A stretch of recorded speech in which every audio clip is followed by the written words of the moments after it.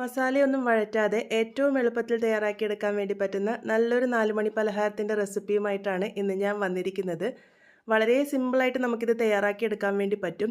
ഒട്ടും എണ്ണ കുടിക്കാത്ത ഈ ഒരു പലഹാരം എങ്ങനെയാണ് ഉണ്ടാക്കുന്നത് നമുക്ക് നോക്കാം. അതിന് മുന്നേയായിട്ട് എൻ്റെ ചാനൽ ആദ്യമായിട്ട് കാണുന്നവരാണെങ്കിൽ ഞാൻ ഇടുന്ന വീഡിയോസ് ഇഷ്ടമാവുന്നുണ്ടെങ്കിൽ ചാനലൊന്ന് സബ്സ്ക്രൈബ് ചെയ്ത് സപ്പോർട്ട് ചെയ്യാൻ മറന്നു പോവല്ലേ. സബ്സ്ക്രൈബ് ചെയ്യുമ്പോൾ തൊട്ടടുത്ത് കാണുന്ന ബെല്ലൈക്കൺ പ്രസ് ചെയ്ത് ഓൾ എന്ന ഓപ്ഷൻ എനേബിൾ ചെയ്യുകയാണെങ്കിൽ ഞാൻ ഇടുന്ന വീഡിയോസിൻ്റെ നോട്ടിഫിക്കേഷൻ നിങ്ങൾക്ക് കിട്ടുന്നതായിരിക്കും. ഇതുണ്ടാക്കാനായിട്ട് ആദ്യം തന്നെ ഞാനിവിടെ മിക്സറിൻ്റെ ചെറിയ ജാറിലേക്ക് ഒരു മുട്ടയാണ് പൊട്ടിച്ചൊഴിച്ചു കൊടുത്തിരിക്കുന്നത്. ഇതിൻ്റെ കൂടെ തന്നെ 2 അല്ലി വെളുത്തുള്ളി കൂടെ ചേർത്ത് കൊടുക്കാം. ചെറുതായിട്ട് കട്ട് ചെയ്തിട്ടാണ് ചേർത്ത് കൊടുത്തിരിക്കുന്നത്. ഇനി ഇതിലേക്ക് 1/2 ടീസ്പൂൺ കുരുമുളക് പൊടി ചേർത്ത് കൊടുത്തിട്ടുണ്ട്. ഇതിൻ്റെ കൂടെ തന്നെ 1/2 ടീസ്പൂൺ ഉപ്പ് ചേർത്ത് കൊടുത്തിട്ടുണ്ട്. ഇനി ഇതിലേക്ക് ഒരു നല്ല കളർ കിട്ടാനായിട്ട് ഞാനിവിടെ 1/4 ടീസ്പൂൺ മുളക് പൊടി കൂടെ ചേർത്ത് കൊടുത്തിട്ടുണ്ട്. 1/2 ടീസ്പൂൺ പഞ്ചസാര കൂടെ ഇതിൻ്റെ കൂടെ ചേർത്ത് കൊടുക്കാം. ഇനി ഇതിലേക്ക് 1 ടീസ്പൂൺ വിനാഗിരിയാണ് ചേർത്ത് കൊടുക്കേണ്ടത്. വിനാഗിരി ഇല്ലാന്നുണ്ടെങ്കിൽ ലൈം ജ്യൂസ് വേണമെങ്കിലും ചേർത്ത് കൊടുക്കാവുന്നതാണ്. ഇനി ഇതിലേക്ക് ആവശ്യമായിട്ടുള്ളത് റിഫൈൻഡ് ഓയിലാണ്. മണമില്ലാത്ത ഏത് ഓയിൽ വേണമെങ്കിലും ഉപയോഗിക്കാം. ഞാനിവിടെ സൺഫ്ലവർ ഓയിലാണ് ഉപയോഗിച്ചിരിക്കുന്നത്. 1/4 കപ്പ് എടുത്തിട്ടുണ്ട്. കുറച്ചായി ചേർത്ത് കൊടുത്തിട്ട് നമ്മൾ ഇതുപോലെ കട്ടിയായിട്ടുള്ള കൂട്ട് തയ്യാറാക്കി എടുക്കുകയാണ് വേണ്ടത്. നമ്മളിവിടെ തയ്യാറാക്കി എടുത്തിരിക്കുന്നത് മയണൈസാണ്. ഞാനിവിടെ 1/4 കപ്പ് റിഫൈൻഡ് ഓയിൽ മുഴുവനായിട്ടും തന്നെ ചേർത്തിട്ട് ഈ ഒരു കട്ടിക്കാണ് തയ്യാറാക്കി എടുത്തിരിക്കുന്നത്. ഇനി ഇതിലേക്ക് പച്ചക്കറികളാണ് ചേർത്ത് കൊടുക്കാൻ വേണ്ടി പോകുന്നത്. ഒരു മീഡിയം വലുപ്പത്തിലുള്ള സവാള ചെറുതായിട്ട് അരിഞ്ഞതും, ഒരു ചെറിയ ക്യാപ്സിക്കം ചെറുതായിട്ട് അരിഞ്ഞതും, ഒരു ചെറിയ കഷ്ണം ക്യാബേജ് ചെറുതായിട്ട് അരിഞ്ഞതും, ഒരു ചെറിയ ക്യാരറ്റ് ചെറുതായിട്ട് ഗ്രേറ്റ് ചെയ്തതുമാണ് ചേർത്ത് കൊടുത്തിരിക്കുന്നത്. പച്ചക്കറികൾ നിങ്ങൾക്ക് ഇഷ്ടാനുസരണം മാറ്റങ്ങൾ വരുത്താം. ഞാനിപ്പോൾ ഇവിടെ എൻ്റെ കയ്യിലുള്ള പച്ചക്കറികളാണ് ചേർത്ത് കൊടുത്തിരിക്കുന്നത്. അത് നമ്മൾ നേരത്തെ തയ്യാറാക്കി വെച്ചിരിക്കുന്ന മയണൈസിൽ ചേർത്ത് കൊടുത്ത് നല്ല പോലെ തന്നെ ഒന്ന് മിക്സ് ചെയ്തെടുക്കാം. ഇപ്പം നന്നായിട്ട് തന്നെ ഞാനിവിടെ മിക്സ് ചെയ്തെടുത്തിട്ടുണ്ട്. ഇനി ഇതിലേക്ക് ഞാനിവിടെ മാഗിയുടെ ചിക്കൻ ക്യൂബും കൂടെ ചേർത്ത് കൊടുക്കുന്നുണ്ട്. ഒരു നല്ല ചിക്കൻ്റെ ഫ്ലേവർ കിട്ടാൻ വേണ്ടിയിട്ട് സഹായിക്കും. ഇത് ചേർത്ത് കൊടുക്കണമെന്ന് ഒരു നിർബന്ധമില്ല. കയ്യിലുണ്ടെങ്കിൽ ചേർത്ത് കൊടുത്താൽ മതി, നിങ്ങൾക്കതിൻ്റെ ടേസ്റ്റ് ഇഷ്ടമാണെന്നുണ്ടെങ്കിൽ. പിന്നെ ഇതിലേക്ക് ചേർത്ത് കൊടുക്കേണ്ടത് ബ്രെഡാണ്. ബ്രെഡിൻ്റെ അരിക് കട്ട് ചെയ്ത് മാറ്റിയതിന് ശേഷമാണ് ഞാൻ ഇതിലേക്ക് ചേർത്ത് കൊടുക്കുന്നത്. കുറച്ചായിട്ട് മാത്രം ചേർത്ത് കൊടുക്കുക. ആദ്യം ഞാനിവിടെ 4 ബ്രെഡാണ് ഉപയോഗിച്ചെടുത്തിരിക്കുന്നത്.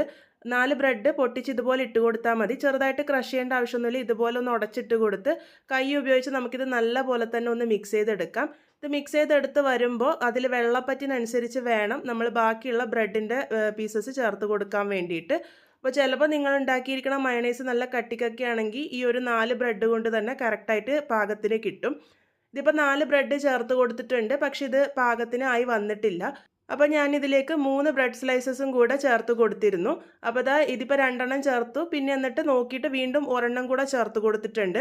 അങ്ങനെ ടോട്ടൽ ഞാനിതിലേക്ക് 7 ബ്രെഡ് സ്ലൈസസ് ആണ് ചേർത്ത് കൊടുത്തിരിക്കുന്നത്. അതിനുശേഷം നമുക്കിതിലേക്ക് കുറച്ച് മല്ലിയില ചെറുതായിട്ട് അരിഞ്ഞതും കൂടെ ചേർത്ത് കൊടുക്കാം. ഉപ്പ് നോക്കിയപ്പോൾ കുറച്ച് ഉപ്പ് കുറവായി തോന്നിയത് കൊണ്ട് ഉപ്പും അതുപോലെ തന്നെ എരിവിന് ഞാനിവിടെ 1/4 ടീസ്പൂണോളം ചില്ലി ഫ്ലേക്സും ചേർത്ത് കൊടുത്തിട്ടുണ്ട്. അത് നിങ്ങൾ നോക്കിയിട്ട് പാകത്തിന് ഇല്ലാന്നുണ്ടെങ്കിൽ മാത്രം ചേർത്ത് കൊടുത്താൽ മതി. ഇനി എല്ലാം കൂടെ ഒന്ന് മിക്സ് ചെയ്തെടുക്കാം. ഈ ഒരു മല്ലിയിലൊക്കെ നേരത്തെ തന്നെ ചേർത്ത് കൊടുക്കാം കേട്ടോ. ഞാൻ ചേർത്ത് കൊടുക്കാൻ വേണ്ടി വിട്ടുപോയതുകൊണ്ടാണ് അവസാനം ചേർത്ത് കൊടുത്തിരിക്കുന്നത്. എല്ലാം കൂടെ മിക്സ് ചെയ്ത് നമുക്ക് ഉരുട്ടിയെടുക്കാൻ പാകത്തിനാണ് നമ്മളുടെ കൂട്ട് വേണ്ടത്. അപ്പോൾ നേരത്തെ പറഞ്ഞതുപോലെ തന്നെ നിങ്ങളുടെ മയണൈസ് അത്യാവശ്യം കട്ടിയിലാണ് ഉള്ളതെങ്കിൽ കുറച്ച് ബ്രെഡ് സ്ലൈസസ് മതിയാകും. എനിക്കിപ്പോൾ ഇവിടെ 7 ബ്രെഡ് സ്ലൈസസ് ആണ് ആവശ്യമായിട്ട് വന്നത്. ഇതുപോലെ നമുക്ക് ഉരുട്ടിയെടുക്കാൻ പറ്റണം. ആ ഒരു പാകത്തിനാണ് ഉണ്ടാവേണ്ടത്. ഒരുപാട് ഡ്രൈ ആക്കി എടുക്കണ്ട. ഈ ഒരു കുറച്ച് പറ്റുന്ന രീതിക്കായാലൊന്നും കുഴപ്പമില്ല കേട്ടോ. അപ്പോൾ ഇതുപോലെ ഉരുട്ടിയെടുത്തിട്ടുണ്ട്. ഇനി ഇത് ബ്രെഡ് ക്രംസിൽ കോട്ട് ചെയ്തെടുക്കാനാണ് പോകുന്നത്. ഇതിൻ്റെ പുറമെ ഒരു അത്യാവശ്യം പറ്റുള്ളത് കൊണ്ട് തന്നെ നമുക്ക് വേറെ മുട്ടയിലൊന്നും കോട്ട് ചെയ്യേണ്ട ആവശ്യമൊന്നുമില്ല. ഡയറക്റ്റായിട്ട് ബ്രെഡ് ക്രംസിൽ കോട്ട് ചെയ്തെടുക്കുകയാണ് ചെയ്യുന്നത്.